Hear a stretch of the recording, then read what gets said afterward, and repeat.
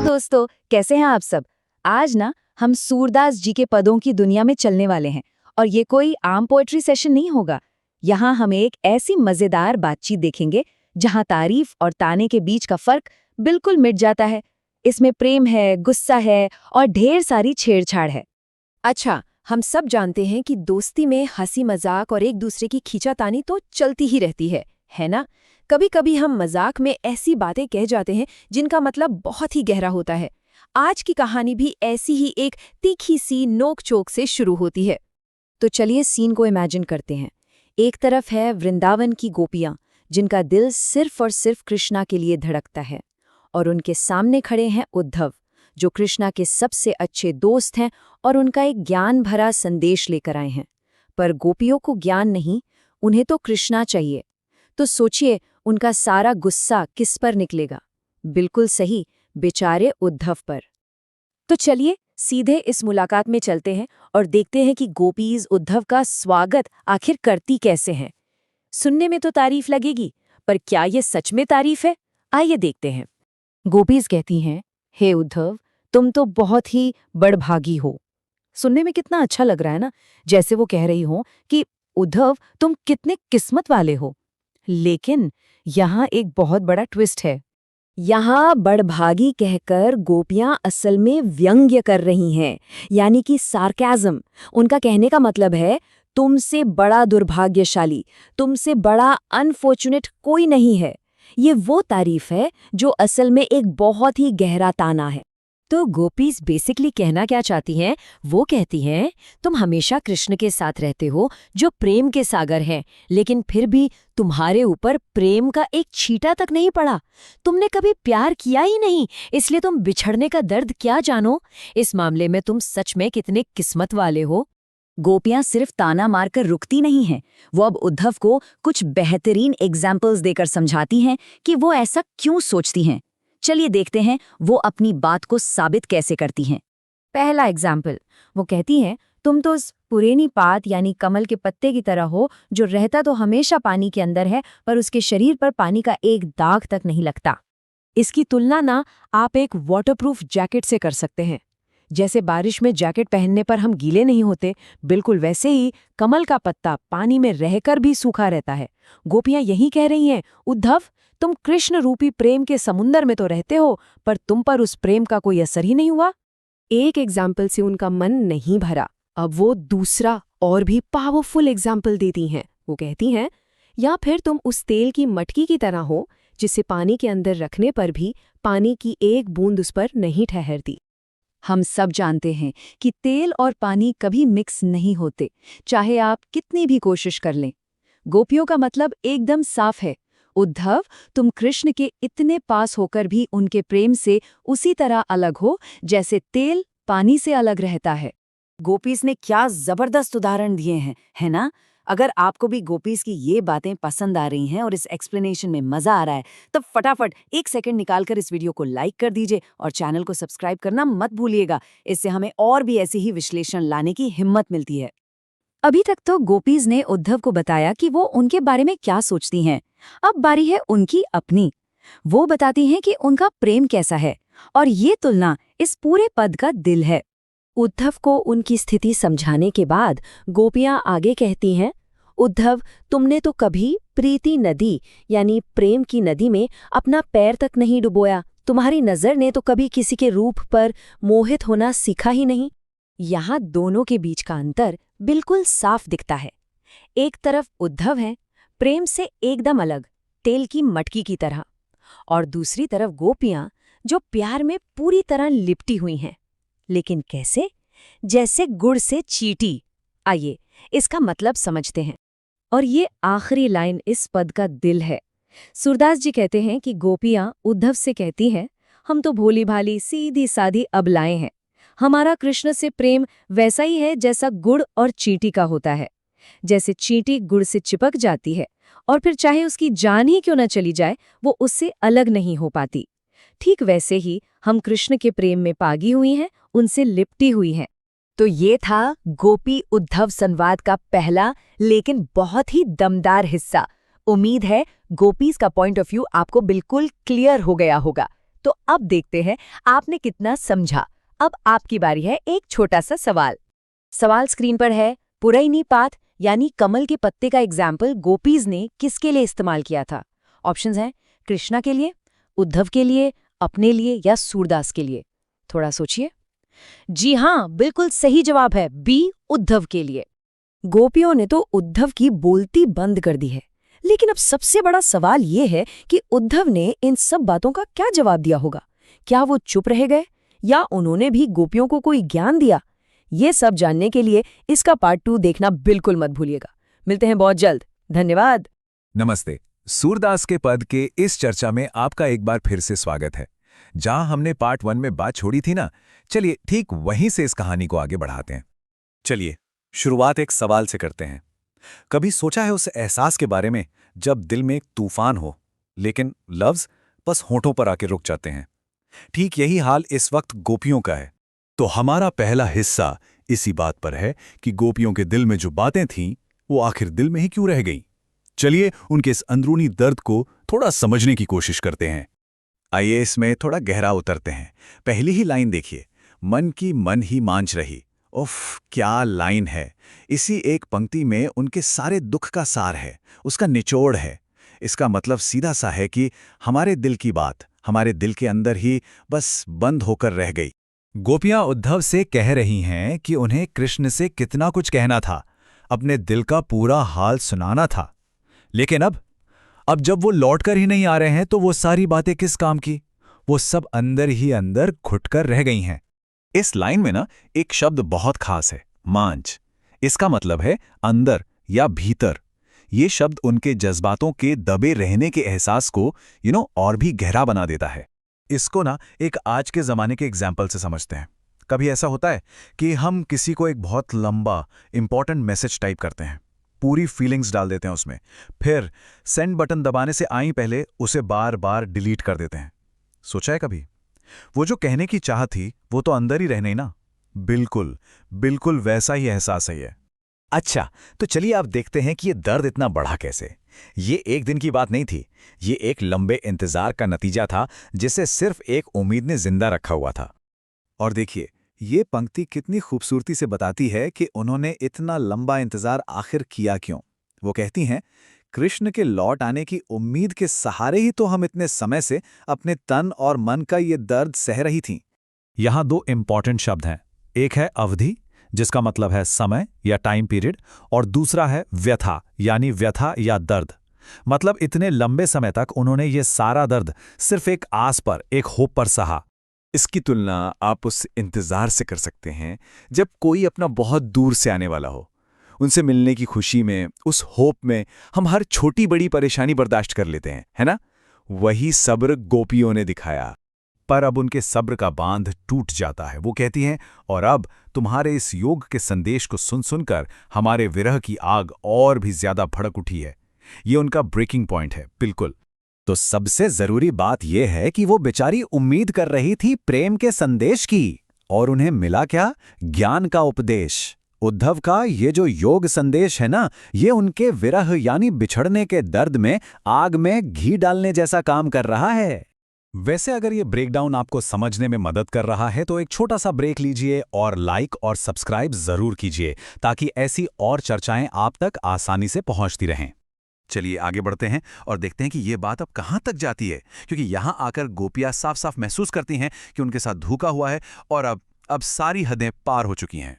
ये लाइन उनके टूटे हुए विश्वास को बिल्कुल साफ दिखाती है।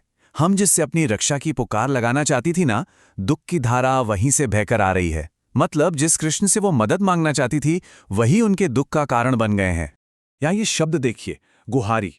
इसका मतलब है मदद के लिए पुकार। सोच के देखिए, उनकी मदद की पुकार का जवाब और ज्यादा दुख से मिला है।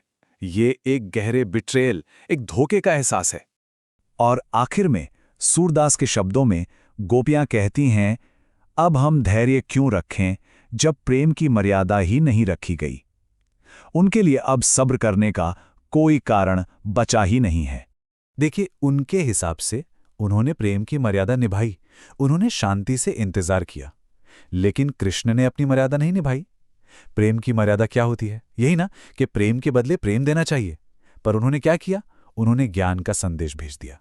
तो इस पूरे पाठ को समझने के बाद अब वक्त है अपनी अंडरस्टैंडिंग को टेस्ट करने का। तैयार हैं? एक छोटा सा सवाल है, ध्यान से सोचिए। गोपियों के हिसाब से इस लाइन का मर्यादा ना लही का आखिर मतलब क्या है? स्क्रीन पर दिए गए ऑप्शंस में से सही जवाब क्या होगा? और बिल्कुल सही जवाब है बी। गोपियों का कहना है कि कृष्ण ने प्रेम के वादे और उसकी मर्यादा को नहीं निभाया। तो इस टूटे हुए विश्वास और गुस्से के साथ अब गोपियां उद्धव को आगे क्या कहने वाली हैं? यकीन मानिए उनका तर्क अब और भी तीखा और भी शार्प होने वाला है। और ये सब हम जानेंगे पार्ट 3 में। अगली चर्चा में जरूर जुड़िएगा। तब तक के लिए अपना ख्याल रखें। नमस्कार। कभी कोई ऐसा जवाब सुना है जिसे सुनकर ना सामने वाले की बोलती ही बंद हो जाए? एक ऐसा कमबैक जो सिर्फ एक जवाब नहीं बल्कि अपने आप में एक पूरा स्टेटमेंट हो। आज हम भक्ति साहित्य के सबसे दमदार जवाबों में से एक को समझने वाले हैं।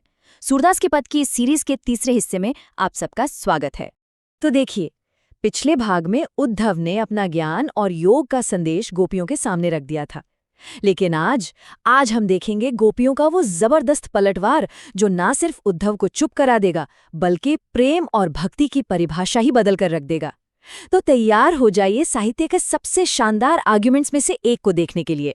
चलिए इसको और गहराई से समझते हैं। गोपियां उद्धव को सिर्फ नहीं कहकर बात खत्म नहीं करती, वो उन्हें पॉइंट बाय पॉइंट समझाती हैं कि उनका योग का संदेश उनके लिए क्यों एकदम नामुमकिन है।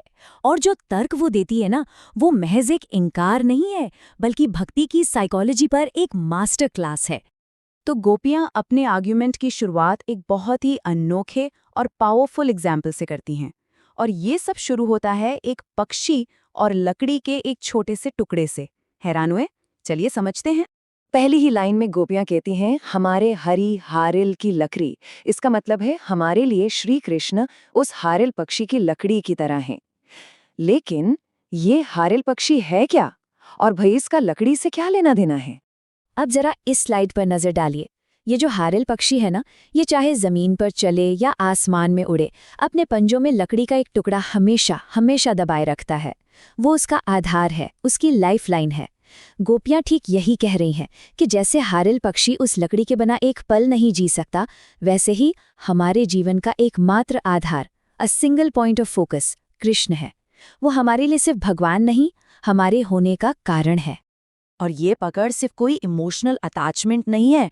वो आगे कहती है, मन क्रम बचन नंद नंदन उर यह दृढ़ करे पकड़ी, यानी हमने सिर्फ दिल से नहीं बल्कि अपने मन से, अपने कामों से और अपनी बातों से हर तरह से कृष्ण को मजबूती से जकड़ लिया है। ये कोई पार्ट टाइम डिवोशन नहीं है, ये तो 24/7 360 डिग्री कमिटमेंट है। लेकिन बात यहीं खत्म नहीं होती।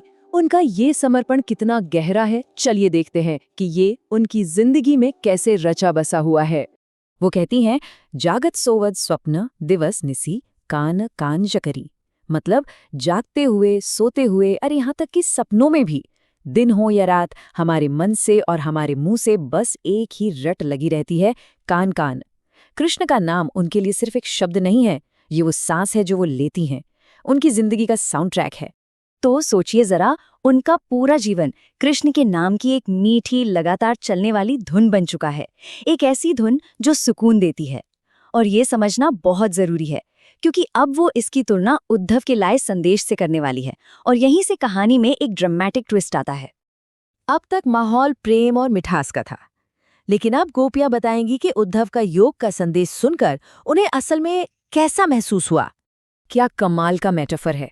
कभी गलती से कोई कड़वी ककड़ी खा ली है, जैसे ही उसका एक टुकड़ा मुंह में जाता है पूरा मजा किरकिरा हो जाता है और उसे फौरन थूकने का मन करता है, राइट? गोपियां कह रही हैं कि उद्धव, तुम्हारा ये ज्ञान योग का संदेश सुनकर हमें बिल्कुल वैसी ही फीलिंग आ रही है। ये हमारे लिए उतना ही अनवांटेड और कड़वा है। ये स्लाइड इस फर्क को एकदम साफ साफ दिखाती है। देखिए, एक तरफ है कृष्ण का प्रेम जो उनके लिए अमृत जैसा मीठा और जरूरी है, और दूसरी तरफ है उद्धव का योग का संदेश जो उन्हें कड़वी ककड़ी जैसा लग रहा है। दोनों में जमीन आसमान का अंतर है ना? वैसे अगर आपको हमारा ये समझाने का तरीका पसंद आ रहा है कि हम कैसे इस पद को परत दर परत खोल रहे हैं, तो फटाफट से इस कोशिश के लिए एक लाइक कर दीजिए और आगे के हिस्सों के लिए सब्सक्राइब करना तो बिल्कुल मत भूलिएगा। चलिए अब आगे बढ़ते हैं। अब हम गोपियों के तर्क के आखिरी और सबसे शार्प हिस्से पर आते हैं। यहाँ गोपियां एक तरह से डॉक्टर बन जाती हैं और उद्धव के संदेश का डायग्नोसिस करती हैं। गोपियां योग को व्याधि कहती हैं, यानी एक बीमारी। वो कहती हैं, सुतो व्याधि हमको ले आए, देखी सुनी न करी। यानी तुम हमारे लिए एक ऐसी बीमारी ले आए हो जिसे न हमने कभी देखा, न कभी सुना और न ही कभी एक्सपीरियंस किया है। ये बात सिर्फ नापसंद करने की नहीं है, वो इसे एक ऐसी चीज मानती हैं जो उनके सिस्टम के लिए, उनके जीने के तरीके के लिए बिल्कुल फॉरेन है, एकदम अनजान। और फिर आती है आखिरी लाइन, जो पूरे तर्क पर मुहर लगा देती है। वो उद्धव को एक सलाह देती हैं कि अगर ये इलाज उनके लिए नहीं है तो फिर किसके लिए? गोपियों का जवाब कमाल का है। वो कहती हैं, ये तो उन्हीं को जाकर सौंपो जिनके मन चक्री। तो ये मन चक्री क्या चीज है? इसका मतलब है एक ऐसा मन जो स्टेबल नहीं है, जो एक लट्टू की तरह गोल गोल बस घूमता रहता है, कभी इस चीज पर तो कभी उस चीज पर। सोचिए, जैसे हम कभी कभी बिना किसी मकसद के सोशल मीडिया पर घंटों स्क्रॉलिंग करते रहते हैं, एक रील से दूसरी पर, बिना किसी फोकस के। बस वही है मन चक्री। इस लट्टू की इमेज को देखिए। गोपियां बेसिकली ये कह रही हैं, उद्धव, ये योग का संदेश उन लोगों के लिए है जिनका मन इस लट्टू की तरह भटकता रहता है, जिनका कोई एंकर नहीं है। हमारा मन तो एक ही जगह पर फिक्स्ड है और वो है कृष्ण। इसलिए हमें इस इलाज की कोई जरूरत ही नहीं है। क्या जबरदस्त और लॉजिकल जवाब है ना? ठीक है, तो इतना सब कुछ बहुत ध्यान से समझा। चलिए अब एक छोटे से सवाल से परखते हैं कि कितना समझ आया। मैं ऑप्शंस फिर से दोहराती हूँ। ए, जो शारीरिक रूप से अस्वस्थ हैं। बी, जिनके मन चंचल और अस्थिर हैं। सी, जिन्होंने कभी कृष्ण से प्रेम नहीं किया। या डी, जो मथुरा में रहते हैं। थोड़ा सोचिए, कुछ सेकंड्स लीजिए। तैयार है? सही जवाब है ऑप्शन बी, जिनके मन चंचल और अस्थिर हैं। तो गोपियों ने हारिल की लकड़ी से लेकर करुई ककरी और मनचक्री तक एक एक करके सारे तर्क उद्धव के सामने रख दिए हैं और उन्हें पूरी तरह निरुत्तर कर दिया है। लेकिन अब बड़ा सवाल ये है कि इस जबरदस्त जवाब के बाद उद्धव क्या करेंगे? क्या वो हार मान लेंगे या कोई नया दाव चलेंगे? ये हम जानेंगे इस सीरीज के चौथे और आखिरी हिस्से में। देखने के लिए आपका बहुत बहुत शुक्रिया। मिलते हैं अगले विश्लेषण में। हेलो दोस्तों और स्वागत है। तो आ गए हैं हम सूरदास के भ्रमर गीत सीरीज के ग्रैंड फिनाले में। पिछले पार्ट्स में हमने देखा कि कैसे उद्धव ने गोपियों को ज्ञान और योग पर लंबा चौड़ा लेक्चर दिया। लेकिन आज बाजी पलटने वाली है, क्योंकि आज बारी है गोपियों के जवाब की। अब तक उद्धव बोल रहे थे और गोपियां सुन रही थी, पर अब माहौल बदलने वाला है। गोपियों के पास कोई बड़ी बड़ी किताबें या ज्ञान नहीं है, उनके पास है तो बस उनका प्यार, उनका अनुभव और कुछ ऐसे तीखे, ऐसे सच्चे सवाल जो किसी को भी लाजवाब कर दे। तो चलिए देखते हैं गोपियों का ये जबरदस्त काउंटर अटैक। तो गोपियां अपना पहला दाव खेलती हैं, और वो भी एक जबरदस्त ताने के साथ। उनके हिसाब से श्री कृष्ण अब वो प्रेम करने वाले भोले भाले कृष्णा नहीं रहे, वो तो एक चतुर, एक कैलकुलेटिव पॉलिटिशियन बन गए हैं। इसका मतलब बहुत सीधा है, कृष्णा अब पॉलिटिक्स पढ़कर आ गए हैं। पर सुनिए, ये कोई तारीफ नहीं है, बिल्कुल नहीं, ये एक सीरियस इल्जाम है। गोपियन कह रही हैं कि अब वो दिल से नहीं, दिमाग से, यानी चतुराई से काम ले रहे हैं। ये जो मैसेज उन्होंने भेजा है वो प्रेम का नहीं, बल्कि एक सोची समझी स्ट्रैटेजी का हिस्सा है। यहाँ राजनीति का मतलब देश चलाना नहीं है, यहाँ इसका मतलब है चालाकी, माइंड गेम्स, ऐसी गोलमोल बातें करना कि सामने वाला कंफ्यूज हो जाए। सोचिए, अगर आपका कोई बचपन का दोस्त थोड़ी सी पावर मिलते ही आपसे सीधे सीधे बात करने के बजाय स्ट्रैटेजी बनाकर बात करने लगे, कैसा लगेगा? बस गोपियों को बिल्कुल वैसा ही फील हो रहा है। और फिर गोपियां आगे कहती हैं, एक तो वो पहले से ही बहुत ज्यादा स्मार्ट थे और अब तो उन्होंने बड़े बड़े गुरु ग्रंथ भी पढ़ लिए हैं। इसका गहरा मतलब ये है कि उनकी बुद्धि, उनकी इंटेलिजेंस पढ़ाई लिखाई से और भी बढ़ गई है, पर गलत डायरेक्शन में चली गई है। वो अपनी बुद्धि का इस्तेमाल प्रेम को बढ़ाने के लिए नहीं, बल्कि उसे तोड़ने की दलीलें देने के लिए कर रहे हैं। ओके, तो पहला इल्जाम था पॉलिटिशियन होने का, पर अब गोपियां आती हैं अपने सबसे बड़े, सबसे पावरफुल पॉइंट पर। अब बात सिर्फ दिल दुखाने की नहीं रही, अब इल्जाम लग रहा है अन्याय का, इनजस्टिस का, और वो भी सीधा राजा श्री कृष्ण पर। यहाँ गोपियां उद्धव से कहती हैं, अरे उद्धव, पुराने जमाने के लोग कितने अच्छे होते थे। वो दूसरों की भलाई के लिए बिना किसी मतलब के भागे चले आते थे। ये ताना सीधा कृष्णा को जा रहा है कि तुम नए जमाने के ज्ञानी लोग दूसरों का दर्द कम करने की जगह उल्टा उन्हें और तकलीफ दे रहे हो। कहानी में मजा आ रहा है ना? गोपियों का ये बोल्ड अंदाज पसंद आ रहा है? तो फिर इस विश्लेषण के लिए एक लाइक और चैनल को सब्सक्राइब करना तो बनता ही है। चलो अब आगे बढ़ते हैं। और अब आती है एक डायरेक्ट डिमांड। कोई रिक्वेस्ट नहीं, सीधी मांग है। गोपियां कहती हैं, हमें हमारा मन वापस चाहिए, जिसे श्रीकृष्ण यहाँ से जाते वक्त चुरा कर ले गए थे। उनका लॉजिक देखिए। वो कहती हैं कि भाई, जब हमारा मन ही हमारे पास नहीं है तो तुम्हारे इस योग ज्ञान को रखेंगे कहाँ स्टोर करें? पहले हमारी चीज वापस करो, फिर ज्ञान देना। और फिर वो उद्धव के सामने वो सवाल रखती हैं जो उन्हें बिल्कुल शांत कर देता है, एकदम स्पीचलेस। गोपियां पूछती हैं, वो कृष्णा जिनका काम ही दूसरों को अन्याय से बचाना है, वो खुद हमारे साथ अन्याय क्यों कर रहे हैं? एक राजा जिसका धर्म है प्रजा की रक्षा करना, वो खुद ही अपनी प्रजा को दुख दे रहा है। ये कैसे ठीक हो सकता है? और अब हम आ गए हैं इस पूरी बहस के क्लाइमैक्स पर, द ग्रैंड फिनाले। गोपियां अब अपना अंतिम फैसला, अपना फाइनल वर्डिक्ट सुनाने वाली हैं। और ये फैसला सिर्फ उनके प्यार की कहानी नहीं है, ये एक यूनिवर्सल रूल बन जाता है, एक अच्छे लीडर का, एक अच्छे शासन का। तो आखिर सवाल ये है कि एक राजा का, एक रूलर का असली धर्म क्या होता है? उसकी असली ड्यूटी क्या है? क्या बड़े बड़े संदेश भेजना या अपनी शक्ति दिखाना? इसका जवाब गोपियां देती हैं सिर्फ एक लाइन में, और वो लाइन है, राज धर्म ताऊ यह सुर, जो प्रजा न जाहिन सताए। सूरदास जी गोपियों के जरिए कहते हैं कि असली राजधर्म, एक राजा का सबसे बड़ा कर्तव्य बस एक है, ये सुनिश्चित करना कि उसकी प्रजा को कभी सताया ना जाए, कि उसके लोग कभी दुखी न हों। और बस इस एक लाइन से गोपियों ने पूरा गेम ही पलट दिया। उन्होंने अपने पर्सनल हार्टब्रेक को एक universal principle of good governance बना दिया। अपने टूटे दिल की शिकायत से शुरू करके बात को इतने बड़े पॉलिटिकल और एथिकल लेवल पर ले गईं कि उद्धव के पास बोलने के लिए कुछ बचा ही नहीं। उनका सारा ज्ञान, सारी किताबें गोपियों के इस सिंपल से दिल से निकले तर्क के आगे फेल हो गईं। तो ये था सूरदास के भ्रमर गीत का अंजाम, जहां प्रेम ने ज्ञान पर जीत हासिल की और दिल ने दिमाग को हरा दिया। गोपियों ने साबित कर दिया कि दिल से निकली सच्ची बात के आगे बड़े से बड़े ग्रंथ भी फीके पड़ जाते हैं। तो इस पूरी सीरीज को रैप अप करते हैं एक आखिरी सवाल के साथ। देखते हैं कितना ध्यान से सुना है। सवाल आसान सा है, गोपियों के अनुसार एक राजा का असली राजधर्म यानी कर्तव्य क्या है? आपके ऑप्शंस हैं, ज्ञान भरे संदेश भेजना, धन और शक्ति इकट्ठा करना, ये सुनिश्चित करना कि प्रजा को सताया ना जाए, या फिर पुराने दोस्तों को भूल जाना। सोच समझकर अपना जवाब नीचे कमेंट्स में जरूर लिखिएगा। तो इसी के साथ हमारी ये भ्रमर गीत की सीरीज खत्म होती है। हमारे साथ इस पूरे सफर में बने रहने के लिए आप सबका बहुत बहुत शुक्रिया। उम्मीद है कि सूरदास के इन पदों को समझने का ये तरीका आपको पसंद आया होगा। बहुत जल्द मिलेंगे एक नए विषय के साथ। धन्यवाद।